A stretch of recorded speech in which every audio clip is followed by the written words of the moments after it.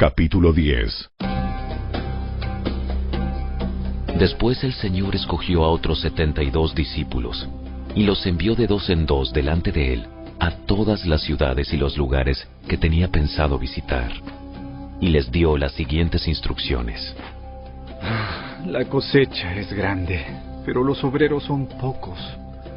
Así que oren al Señor que está a cargo de la cosecha. Pídanle que envíe más obreros a sus campos.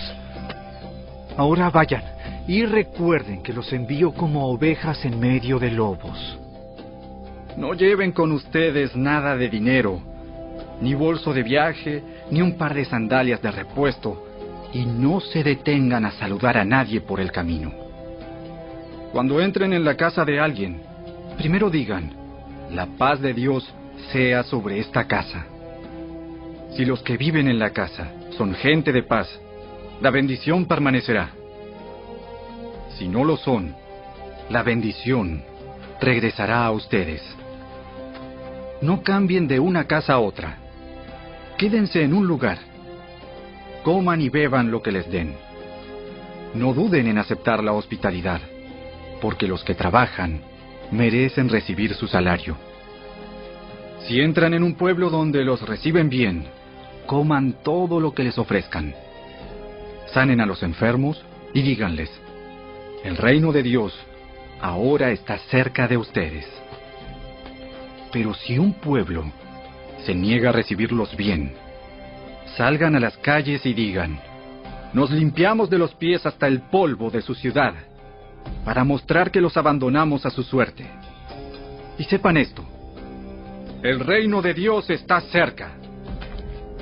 Les aseguro que el día del juicio le irá mejor a la perversa Sodoma que a ese pueblo.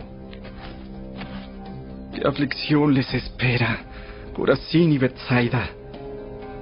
Pues si en las perversas ciudades de Tiro y de Sidón se hubieran hecho los milagros que hice entre ustedes, hace tiempo sus habitantes se habrían arrepentido de sus pecados, vistiéndose de tela áspera y echándose ceniza sobre la cabeza en señal de remordimiento. Así es, el día del juicio les irá mejor a Tiro y Sidón que a ustedes. ¿Y ustedes, los de Capernaum, serán honrados en el cielo? No, descenderán al lugar de los muertos. Entonces dijo a sus discípulos, el que acepta el mensaje de ustedes, me acepta también a mí. El que los rechaza a ustedes, a mí me rechaza. Y el que me rechaza a mí, rechaza a Dios, quien me envió. Cuando los 72 discípulos regresaron, le informaron llenos de alegría. Señor, hasta los demonios nos obedecen cuando usamos su nombre. Sí, vi a Satanás caer del cielo como un rayo. Miren, les he dado autoridad sobre todos los poderes del enemigo. Pueden caminar entre serpientes y escorpiones y aplastarlos. Nada les hará daño. Pero no se alegren de que los espíritus malignos los obedezcan. Alégrense, porque sus nombres están escritos en el cielo. En esa misma ocasión, Jesús se llenó del gozo del Espíritu Santo y dijo, Oh Padre, Señor del cielo y de la tierra, gracias por esconder estas cosas de los que se creen sabios e inteligentes y por revelárselas a los que son como niños. Sí, Padre, te agradó hacerlo de esa manera. Mi Padre me ha confiado todo. Nadie conoce verdaderamente al Hijo excepto el Padre. Y nadie conoce verdaderamente al Padre excepto el Hijo y aquellos a quienes el Hijo decide revelarlo. Después, cuando estuvieron a solas, se volvió a sus discípulos y les dijo, Benditos los ojos que ven lo que ustedes han visto. Les digo que muchos profetas y reyes anhelaron ver lo que ustedes ven, pero no lo vieron. Y anhelaron oír lo que ustedes oyen, pero no lo oyeron. Cierto día, un experto en la ley religiosa se levantó para probar a Jesús con la siguiente pregunta. Maestro, ¿qué debo hacer para heredar la vida eterna? ¿Qué dice la ley de Moisés? ¿Cómo la interpretas? Ama al Señor tu Dios con todo tu corazón, con toda tu alma, con toda tu fuerza y con toda tu mente. Y ama a tu prójimo como a ti mismo. Correcto. Haz eso y vivirás. El hombre quería justificar sus acciones. Entonces le preguntó a Jesús. ¿Y quién es mi prójimo? Jesús respondió con una historia. Un hombre judío bajaba de Jerusalén a Jericó y fue atacado por ladrones. Le quitaron la ropa, le pegaron y lo dejaron medio muerto al costado del camino. Un sacerdote pasó por allí de casualidad, pero cuando vio al hombre en el suelo, cruzó al otro lado del camino y siguió de largo.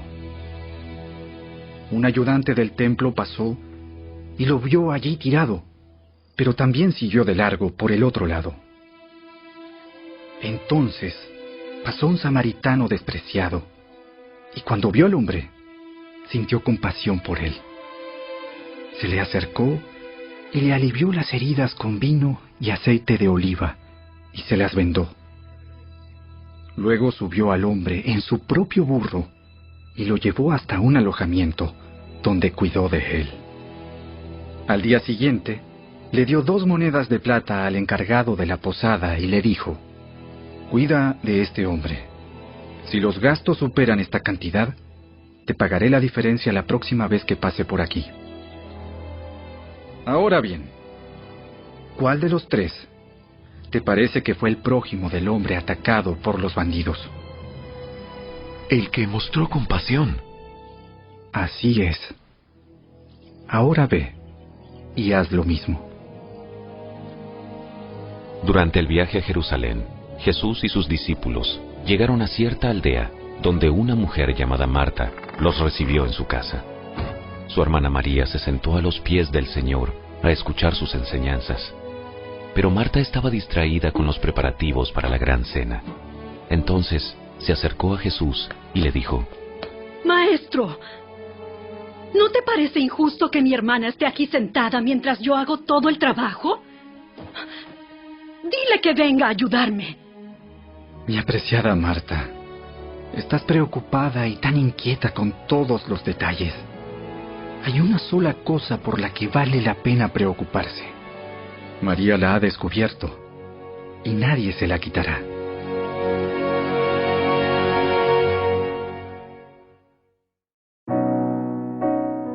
Audioescuelasabática.com.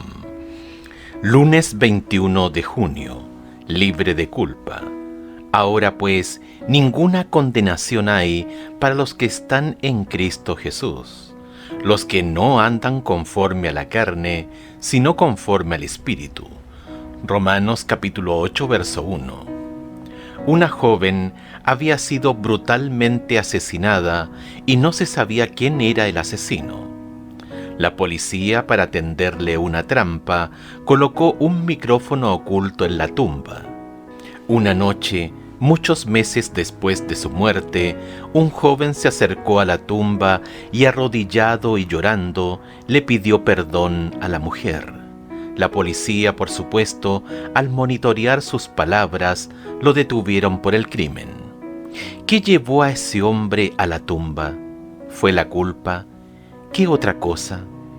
Por supuesto, aunque ninguno de nosotros nunca haya hecho algo tan malo como ese joven, todos somos culpables, todos hemos hecho cosas las que nos avergonzamos, cosas que desearíamos poder deshacer, pero que no podemos. Gracias a Jesús y la sangre del nuevo pacto, ninguno de nosotros tiene que vivir bajo el estigma de la culpa. Según el texto de hoy, no hay ninguna condena en contra de nosotros. El juez supremo nos considera libres de culpa. Nos cuenta como si no hubiéramos hecho las cosas por las que nos sentimos culpables. ¿Cómo nos ayudan estos versículos a entender Romanos capítulo 8, verso 1? Juan capítulo 5, verso 24, Romanos capítulo 3, versos 24 y 25, Segunda de Corintios capítulo 5, verso 21, Romanos capítulo 8, verso 1. Ahora pues, ninguna condenación hay para los que están en Cristo Jesús, los que no andan conforme a la carne, sino conforme al Espíritu. Juan capítulo 5, verso 24. De cierto os digo, el que oye mi palabra y cree al que me envió, tiene vida eterna, y no vendrá a condenación, mas ha pasado de muerte a vida. Romanos capítulo 3, versos 24 y 25.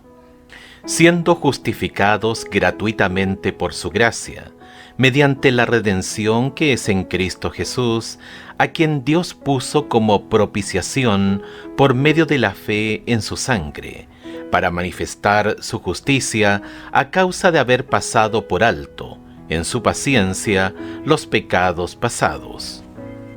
Segunda de Corintios capítulo 5, verso 21.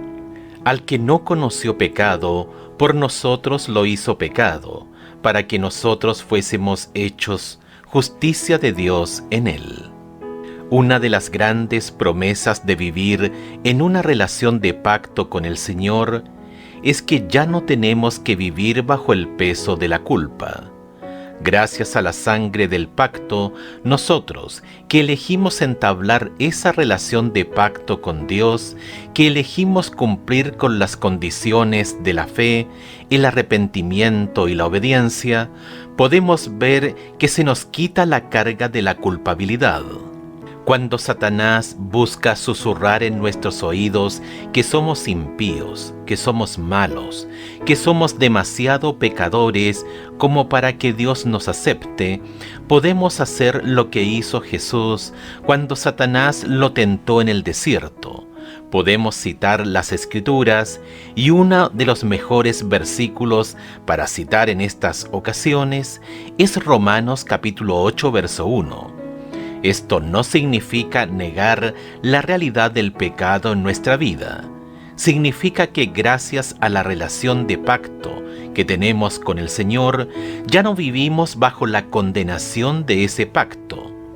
Jesús pagó el castigo por nosotros y ahora está en la presencia del Padre, invocando su propia sangre por nosotros, presentando su justicia en lugar de nuestros pecados. ¿Qué importancia tiene en tu vida el hecho de que el Señor te haya perdonado, sean cuales fueren los pecados que cometiste? Esa realidad, ¿cómo te ayuda a tratar con quienes han pecado contra ti?